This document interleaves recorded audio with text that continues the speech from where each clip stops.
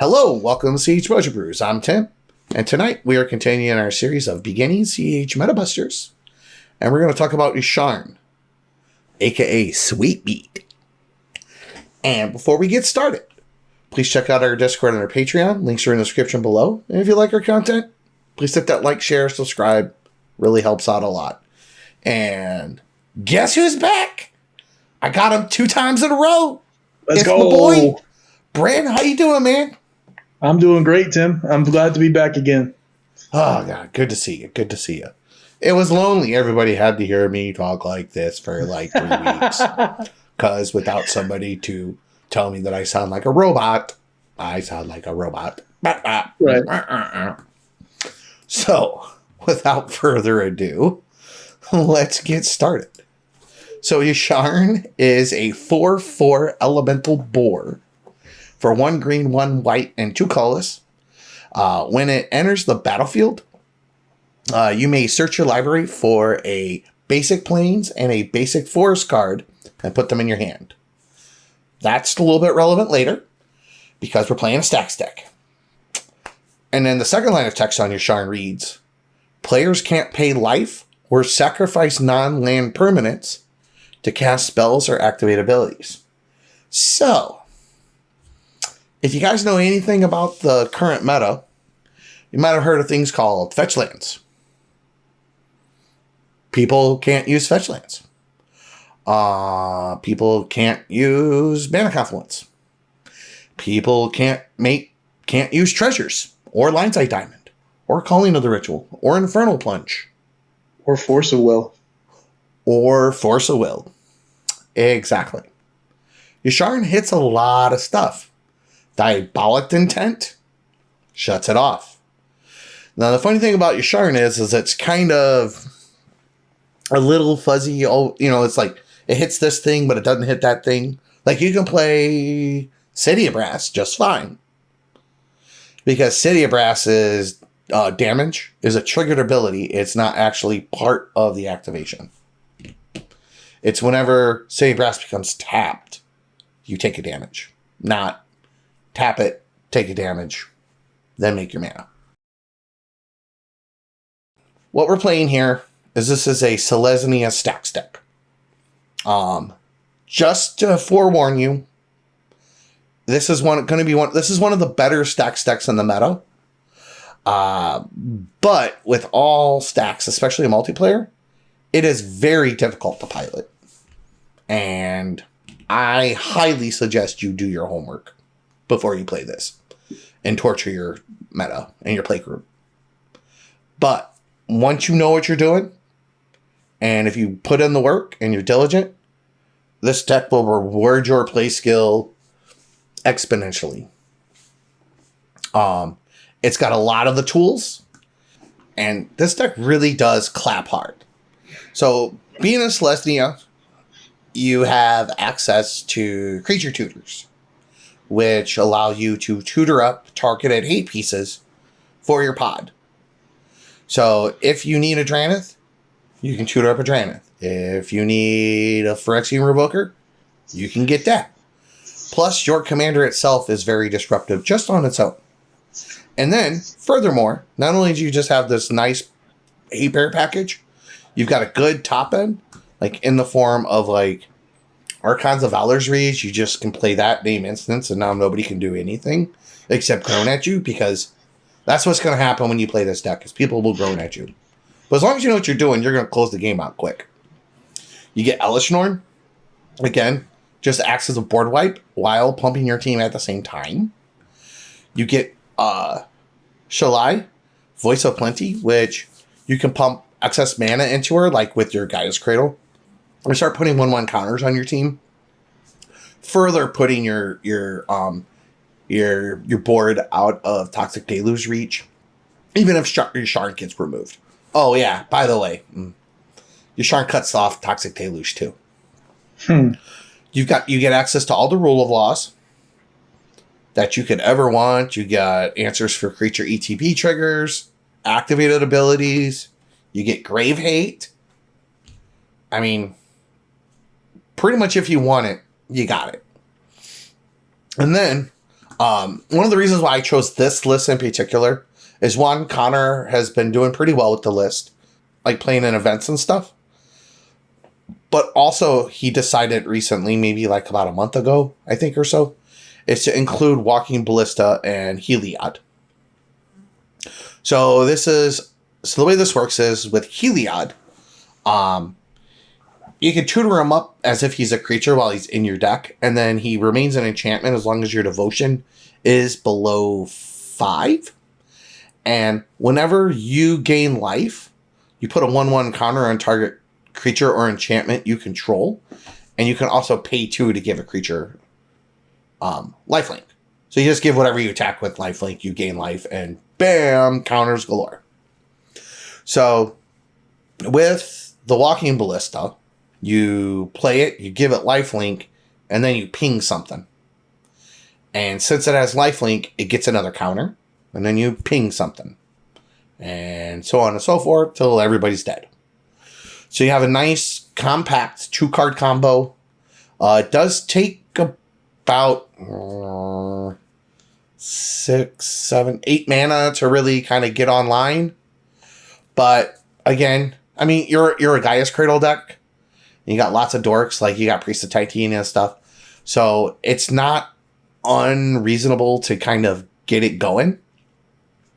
You can also further kind of break up that cost by kind of breaking up the like play Heliod the turn before, sandbag the Walking Ballista, untap, and then go again. Because Heliod is indestructible. So like they can Assassin's Trophy it. They can bounce it, but then you just replay it, and it does buy them a turn. You've got a really robust creature tutor suite. You get Cord, Worldly Tutor, Eldami's Call, Enlightened Tutor for the enchantment suite down below, Finale, Green Sun, Ecological Appreciation. So this is kind of a spicy one. I haven't been a super huge fan of it. A lot of people swear by it. You also have Yisan as well. But let's touch on Ecological Appreciation for a moment here. So you pay 3 and then X. You search the library and graveyard, so it buys back stuff out of your graveyard. For up to 4 creatures with different names that have mana value X or less. And then you reveal them. And an opponent chooses 2. You shuffle the chosen cards into the library, and then you get the other 2. So the idea with this is what you want to do is you generally will tutor for redundant copies of things.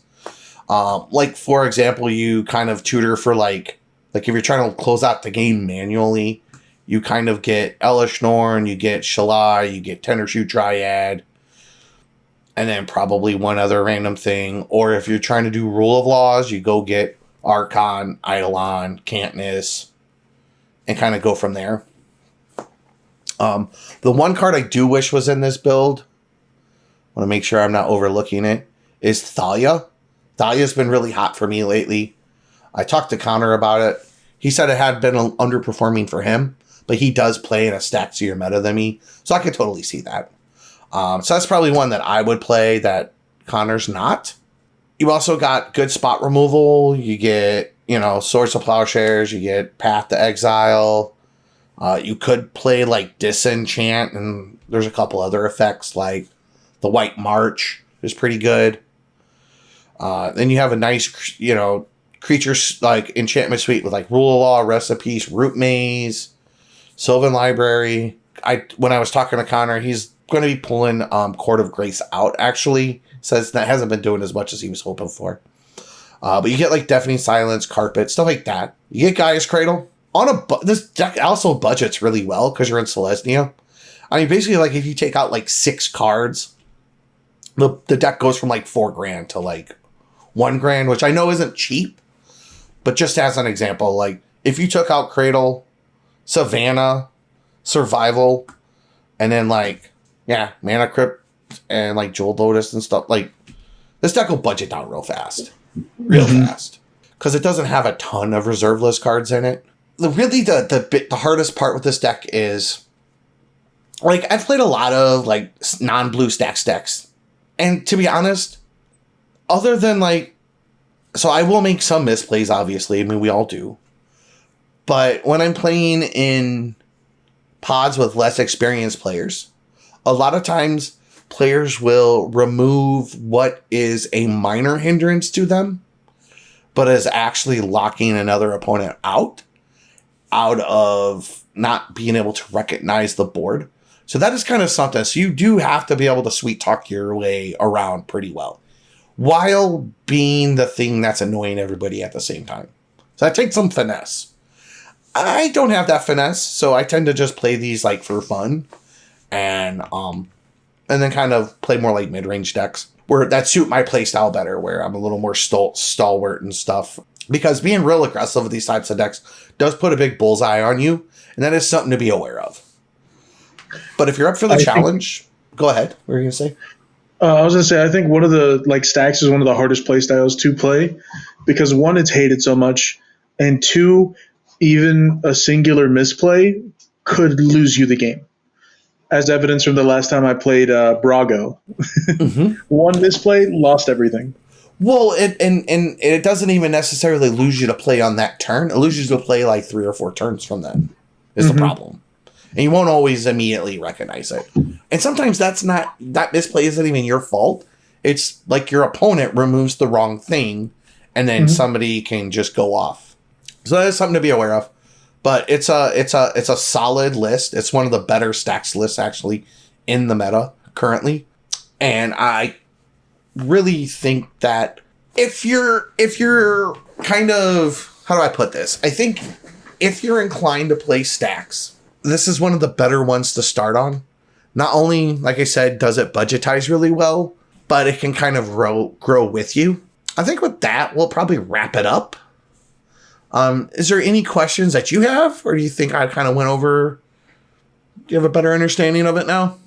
No, I think you went over it well. I was just going to say, one of the reasons that I would also recommend this deck is because it's faster than most other stacks deck. Yeah, it slows your opponents down, but another issue with stacks is how slow it is. And people hate sitting there for 45 turns while you hit with commander damage at the, what's his name? Who? Grand Arbiter. Grand Arbiter Augustus. And so not being in blue, it's definitely a lot more aggressive. I definitely think that, especially now that the Ballista Heliod combo is in here, it gives you a very clean pivot to a win.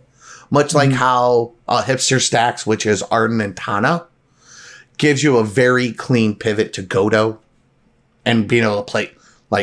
What's good is you can play under this. That's the thing to remember, is that one of the best things when playing stacks is that you can win under your own hate pieces.